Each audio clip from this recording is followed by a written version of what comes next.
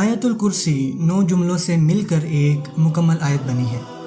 اللہ لا الہ الا هو الحی القیوم نمبر 1، لا تأخذہ سنۃ ولا نوم نمبر 2، لہ ما فی السماوات وما فی الارض نمبر 3، ٹھیک ہے۔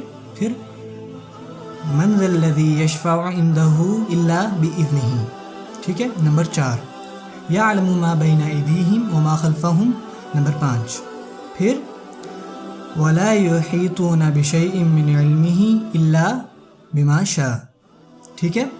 آگے آتا ہے وسع کرسیہ السماوات والارض، یہ ہے نمبر 7، ٹھیک ہے۔ ولا یؤودہ حفظہما نمبر 8، وہو العلی العظیم نمبر 9، ٹھیک ہے۔ 9 جملے۔ سب سے پہلا جملہ ہے اللہ لا الہ الا هو الحی القیوم، یہ بہت خوبصورت جملہ ہے جو کہ ختم ہوتا ہے اللہ تعالیٰ کے 2 ناموں پر۔ وہ 2 نام کون سے ہیں؟ الحی، القیوم، ٹھیک ہے، ہمیشہ زندہ رہنے والا اور قائم رہنے والا۔ جتنی بھی چیزیں وجود میں ہیں اور اپنی موجودہ حالت پر قائم ہیں صرف اور صرف اللہ کے حکم سے۔ اور حیرت انگیز بات جو ہے وہ ہے آخری جملے میں، پہلے جملے میں اور آخری جملے میں کچھ کامن ہے، ٹھیک ہے۔ اور آخری جملہ کیا ہے؟ وَهُوَ الْعَلِيُّ الْعَظِيمُ۔ کتنے اللہ کے نام ہیں آخری جملے میں؟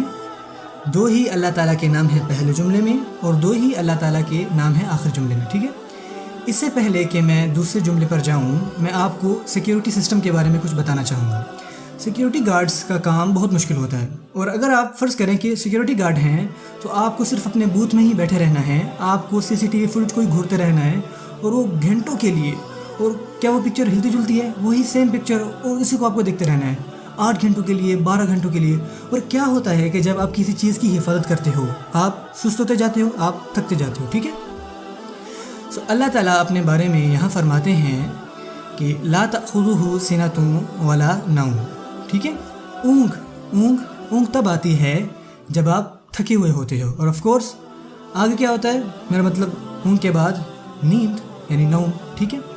یہ ہے دوسرا جملہ۔ اور دوسرے جملے میں وہ چیزیں ہیں جو مخلوق میں پائی جاتی ہیں، خالق میں نہیں۔ یقیناً ہم ہی تھکتے ہیں، پھر غنودگی چاہتی ہے اور آخرکار نیند گھیرتی ہے، ٹھیک ہے۔ اور سیکنڈ لاسٹ جملہ کیا ہے؟ وَلَا يَؤُودُهُ حِفْظُهُمَا، آسمانوں اور زمینوں کی حفاظت کرنا اللہ کو نہیں تھکاتا، ٹھیک ہے۔ سو جب کوئی تھک جاتا ہے تو آگے کیا ہوتا ہے؟ غنودگی اور پھر نیند۔ سیکنڈ جملہ اور سیکنڈ لاسٹ جملہ دراصل آپس میں کنیکٹڈ ہیں، ٹھیک ہے۔ لا تأخذہ سنۃ ولا نوم ولا یؤودہ حفظہما۔ پھر اللہ تعالیٰ فرماتے ہیں لہ ما فی السماوات وما فی الارض، اسی کا ہے جو کچھ آسمانوں میں ہے اور جو کچھ زمینوں میں ہے۔ اس سے پہلے کہ میں آگے بڑھوں، پہلے میں آپ کو 2 اللہ کے ناموں میں فرق پہچانا ہے، مالک اور ملک میں۔ مالک کہتے ہیں وارث کو، اونر کو، ٹھیک ہے، اور ملک کہتے ہیں بادشاہ کو۔ اور کیا وارث اور بادشاہ میں فرق ہے؟ ہاں، وراثت ہوتی ہے جائیداد کے بارے میں، ٹھیک ہے، پر بادشاہت اس بارے میں نہیں ہوتی۔ آپ کسی درخت کے بادشاہ نہیں ہو سکتے، یا آپ کسی زمین کے بادشاہ نہیں ہو سکتے، آپ اس زمین پر رہنے والے لوگوں کے بادشاہ ہوتے ہو، ٹھیک ہے۔ بادشاہی لوگوں کے معاملات کے بارے میں ہے، اور وراثت، ٹھیک ہے، چیزوں کے بارے میں، اس میں فرق ہے۔ تو اللہ تعالیٰ فرماتے ہیں لہ ما فی السماوات وما فی الارض، اسی کا ہے جو کچھ آسمانوں میں ہے اور جو کچھ زمینوں میں ہے۔ یہ آیت کس بارے میں ہے؟ اونرشپ، وراثت، ٹھیک ہے۔ اور تھرڈ لاسٹ جملہ کیا ہے؟ وسع کرسیہ السماوات والارض، اس کا تخت، اس کی کرسی آسمانوں اور زمینوں پر حاوی ہے۔ اور جب اللہ تعالیٰ اپنے تخت کے بارے میں بات کر رہے ہیں تو وہ کس بارے میں بات کر رہے ہیں؟ بادشاہت۔ ایک جملے میں اللہ تعالیٰ نے وراثت کے بارے میں کہا، ٹھیک ہے، اور ایک جملے میں اللہ تعالیٰ نے بادشاہت کے بارے میں کہا، صحیح ہے۔ اللہ تعالیٰ مالک بھی ہیں اور ملک بھی ہیں، ٹھیک ہے۔ مالک کی صفات اللہ تعالیٰ نے لہ ما فی السماوات وما فی الارض میں رکھی، ٹھیک ہے، اور ملک کی صفات اللہ تعالیٰ نے رکھ دی وسع کرسیہ السماوات والارض میں۔ چوتھا جملہ کیا ہے؟ من ذا الذی یشفع عندہ الا بإذنہ۔ سب سے پہلے اس آیت کو سمجھ لیتے ہیں، کون آئے گا اور اللہ سے شفاعت کرے گا سوائے ان کے جن کو اللہ اجازت دیں، ٹھیک ہے۔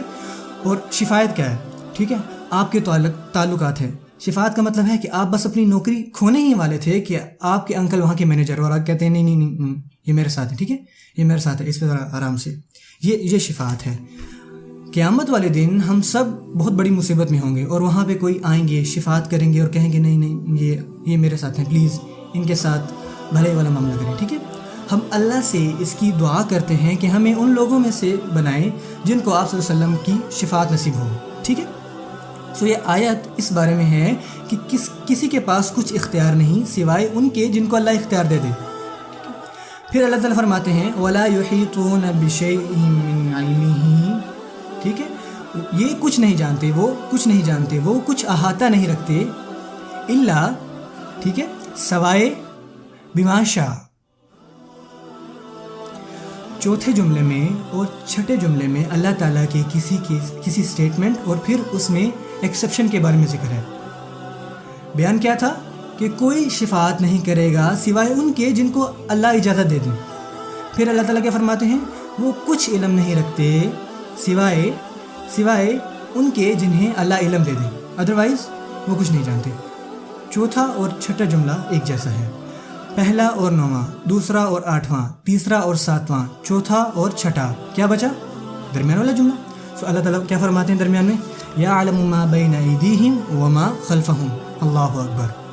وہ کہتے ہیں وہ جانتا ہے کہ کیا آگے ہے اور کیا پیچھے ہے، یعنی کہ وہ جانتا ہے کہ کیا آگے والی آیت میں ہے اور کیا پیچھے والی آیت میں ہے، اور اللہ تعالیٰ نے یہ آیت درمیان میں ڈال دی، ٹھیک ہے؟ اللہ تعالیٰ فرماتے ہیں کہ مجھے پتہ ہے کہ کیا آگے ہے اور کیا پیچھے ہے۔ کون ایسے بات کرتا ہے؟ سبحان اللہ۔